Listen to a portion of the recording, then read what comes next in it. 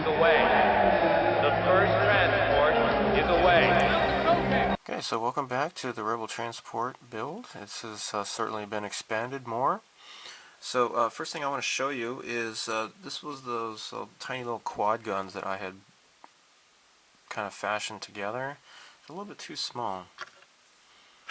See, look how small they are. They're like really puny. So I stuck two other battleship parts together, and I came up with this. And I put a little thing on the top here to make it a little bit unique. So this is a lot better scale, I think. Maybe the quad guns are, maybe the barrels are a little bit too short, but I don't know. I think at this point maybe I'm kind of satisfied with how this is. So I don't know if, I can't remember if I pointed this out in my previous video, but this whole thing here rotates. This whole central thing rotates with the gun. So it turns out that this is actually just backwards facing, and it's a lot easier to just stick the cannon on like this instead of trying to cut this whole thing out and then replacing it. That would not be good. Okay, so moving on. Yeah, this is becoming pretty fun, because since I started this project I've become a lot more familiar with lighting. Not only lighting, but also scratching stuff. And it's really become like a really new thing to me. That's good. You've taken your first step into a larger world. Thanks, Obi-Wan Kenobi. Yeah, so what I want to do here is the side walls. I don't want to redo it.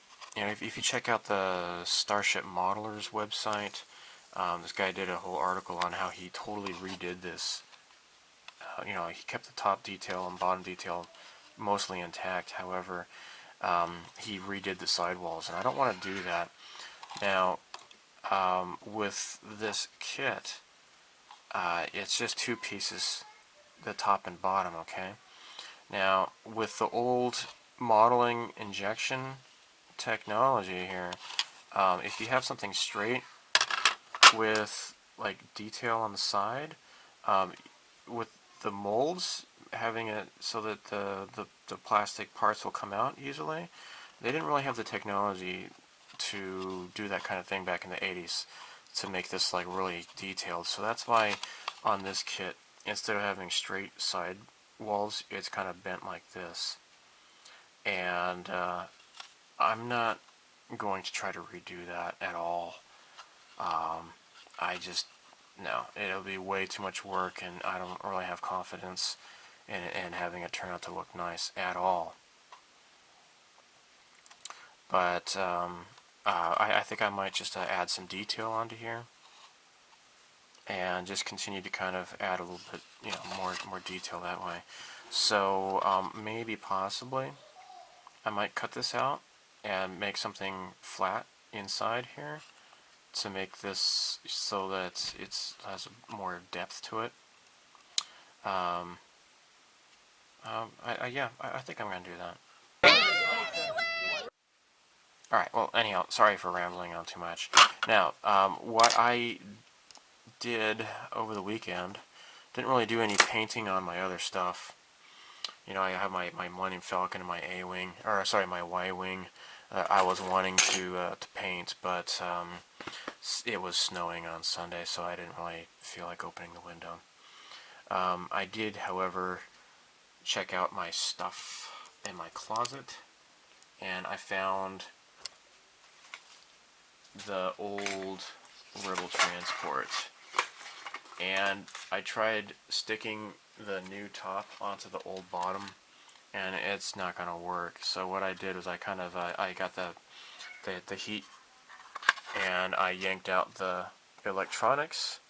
I tested them; they still work. They're just fine. All I have to do is just redo the lights on here. Okay, on the new Rebel Transport. So the only thing that's salvageable from that project were the electronics. This is all totally brand new here. So I've redone this. I've drilled this out. They're ready to have the LEDs stuck inside there. So what I did this time differently that I wanted to do the last time, but it was a little bit too late. It's pretty cool. Check this out. Alright, so I have not stuck this together obviously yet. What I have done is I got, you know, all these this battleship runners and stuff. I've added a whole bunch of little detail into the crack here. And this adds a lot more depth to the model. And I think it looks pretty cool. It's just random crap that I just kind of, you know, like this, I don't know what this went to, but I just filed down the back side of it. And I got the same thing on the other side here too. So when you close this down, it's not going to be too detailed, but you will notice it. It is noticeable. There we go.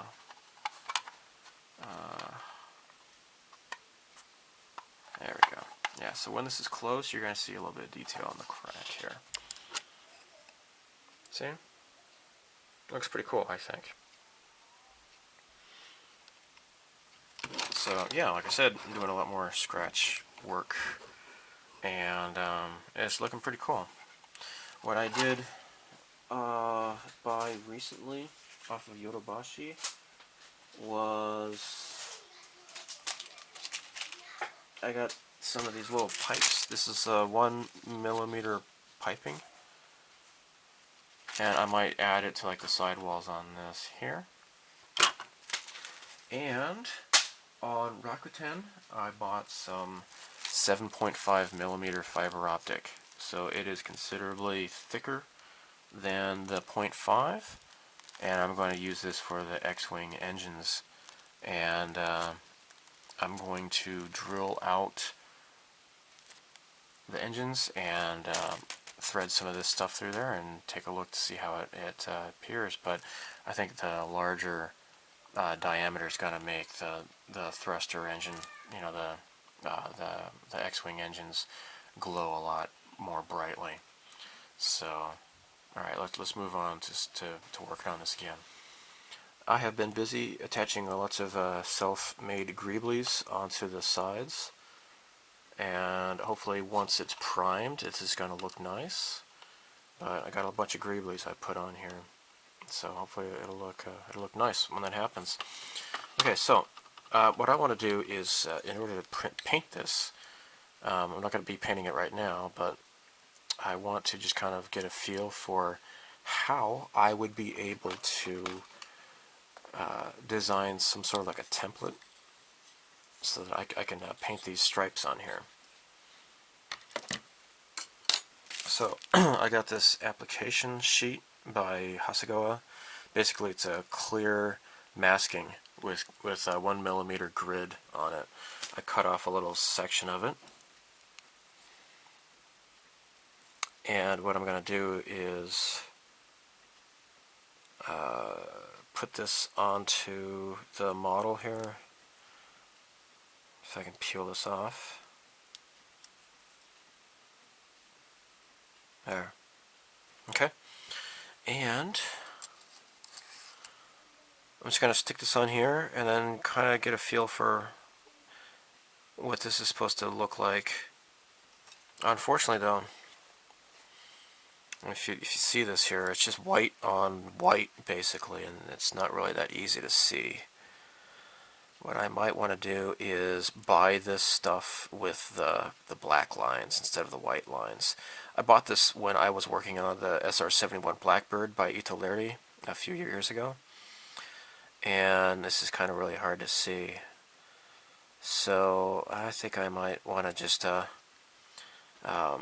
get on Ami. Yodobashi camera did not have this, but I think Ami might have this. I might buy it on there and get the other stuff with the black lines. My local hobby shop, it's cute, but they don't really have much, and I don't live in Shizuoka Prefecture anymore, where I have really awesome model shops to go to, unfortunately. So the nearest model shop is like well, if I pay for the expressway, it's like 20 minutes away, you know, just to get to the off ramp. But yeah, it's about like 40 to 50 minutes drive on a toll road. So, you know, door to door. So anyhow, I'm rambling here. Let me see what I can come up with this. Okay, so I got this more or less figured out here. So I'm using these little 1mm grids and such to kind of get this general shape here. I kind of lost I need a little strip of the masking here. But basically I have this general outline, and then I'll just do like the 5 stripes. Just manually, I think. There's no way I can try to mask that off, but maybe this way I can kind of, you know, push this down super tight and then paint and then lift up and after it's dry, and hopefully it'll work out. But that might do it. So I'm going to have to do 2 sets, and then of course I'll also do it for the underside as well. But I hope this might work out. Also, I will have to do a masking for like the red stripes along the side here, but that should be pretty easy to do, I do believe. Alright, I got my LEDs here. Check this out.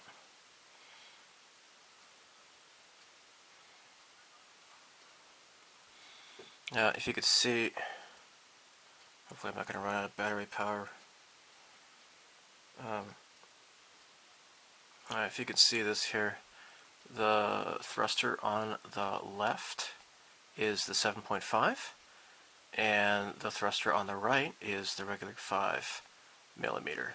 So, obviously, bigger surface area makes it much brighter, and that's pretty cool. So I'm happy about that. Now, I'm going to show you what I've been up to. I thought maybe if I had sanded the LED flat here, that it would have like a wider surface, but no, I don't think so. It actually makes it more fine point, more like a pool of light or something or other. Just keeping the LED intact, I have realized. So let me see this. I don't know if you can see it. It's probably just a big blurry light on the camera. This one is wider, like a lot more surface of the light. This one is a lot more focused, and I don't want focused because I want to have a whole bunch of LEDs, a bunch of fiber optics attached to this LED. So filing this down was not a good idea. Oh well. Alright, so what I have done is I used 0.8 because I don't have a 7.5 pin vise. Okay, this is just a 0.8 pin vise. Drilled the holes out of all of these, okay? And then what I did after that was I used, what is this, I'm using a 1.5 here. And I just drilled in like about a couple of millimeters or so. And that way I was able to create more of like a thruster can. So it's like deeper and wider inside there, okay? Now, what I want to do here is I'm going to use my trusty Golgo 13 lighter, my big lighter here, and I'm just going to kind of melt this. There we go. Now I got like a big frickin' surface space right there. And you can see that it mushroomed out really, really nicely. So I'm going to pull this through, and then it mushroomed out a little bit too much, actually. A teehee frickin' hey. Let me get my LED back here. Let's see what this looks like now. And I imagine it's going to be even more better. More better! Alright, let's take a look. Oh yeah. It's pretty. It's great. Oh my gosh. It's more like a lens, actually. It's maybe a little bit too nice. I might trim off the edge and maybe expose it to a little bit less heat. But that looks pretty nice, actually. I don't know. Kind of, I don't know. I might want to just redo that. Let's see what we can come up with here. Where's my cutters? good thing I got plenty of length of this crap here. Alright. Alright, go 13. Let's do this again here. Just not quite as warm. There we go, just slightly. There we go. Now, oh yes, oh, it fit inside. Oh, that's what I want. That's what I want. So I got that 1.5 millimeter hole in there to recreate the idea of a thruster can, you know. Now, oh dude, man, this is so freaking cool. You know, this kind of stuff is just really exciting. I kind of wish I'd gotten into this before, but I wanted to just get more experience with doing other lighting experiments and such. So there you have it. There you totally have it. Man, that's so cool. I tell you. This hobby is exciting. You know, you get a lot of setbacks and crap, but then also a lot of good stuff happens too. And by the way, this is just for you know, I was using this for the patterns on the wings and such. This is the Luke Skywalker. This is the micro machines, the Action Fleet or whatever it's called. I have actually the B wing, the A wing, the Y wing, and the X wing. I have all four of them. And oh, where the heck's my crap? Oh, here it is. Alright, so this is what I've been doing here. Alright, so I already showed you the greeblies and such on here, I believe. I've had to totally redo this. So, and check this out here. I have been filing off a whole bunch of these little sections here. And if you pay attention to the actual filming miniature, it's just a bunch of like jagged panels. They don't all perfectly line up here. And so what I have been doing is using that that masking for the using the shoot. Sujiborio. I was on the call hangout with the Styrene Syndicate guys, and I couldn't remember the name of this. And you know, Scriber. Yeah, it's that masking tape for Scriber. It's that thick masking tape. Anyhow, so what I've been doing is just putting down it, and I've been just scribing it back and forth until it gets real weak, and then I kind of cut it out with an X-Acto knife. What I really need is a router. That would be really nice. But anyhow, it kind of lifts away, and you can see more of the greeblies inside that side trench. It's going to be pretty nice. So I'm not going to re-film myself, you know, doing the wiring and stuff. You already know what that's going to be like. So, you know, there you have it. I'm going to continue with this here, and probably I'll have to paint the inside lip of this, and then you know, I have to drill a hole, and then do up the wiring for this, and then close it, and then stuff this hole, and then paint the outside. So yeah, I need to prime this outside here and get busy with that kind of stuff. So I guess I'm going to end this video here, and thanks for watching. This is a pretty exciting adventure for me going through this process, and I will have you know that I have been working on this AMT Oldsmobile again. So like last weekend I did a bunch of airbrushing and such. So you'll see that. And I've been working on these other things here. I got the Y-wing. I got that. I'm painting that. It got the smaller Millennium Falcon as well. The Bandai vehicle collection. So yeah, and there's the inside of the AMT car body there. So I've got that nice color for the interior. So there is one more thing I'm going to show you, and I'm going to wrap up this video here. So I got some Tamiya Clear Red X27, and I've noticed that you never really have to mix this up, because it doesn't really get separated. It's just solid, I guess. Maybe I'm not the only one who's ever noticed that, but it seems that way to me. It's different than regular paint, you know? Alright, so what I want to do is, you know, the X-Wings, these are like, they're not really red. I don't want to use a red LED. It's more like a pink. So what I'm going to do is just dip this LED into the red here. And let's see how this kind of turns out, I suppose. What I could do is maybe mix the red with pink. Alright, sorry, clear. Tamiya clear. So like Tamiya clear red and then regular clear, and see how it looks when it is lit up. Let's see. So this turns on, and it's pretty kind of reddish. Let's take a look here.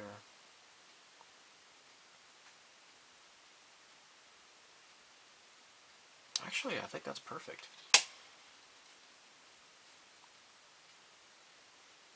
That looks kind of nice, actually. Maybe the video doesn't really show it very much, but to the naked eye, it looks kind of nice. It is pink. Yeah, I think I'm happy with that. I think that's pretty cool. So anyhow, yeah, thanks for experiencing this this journey with me. It's really fun, and I'll upload another video later on. So thanks for watching. Goodbye.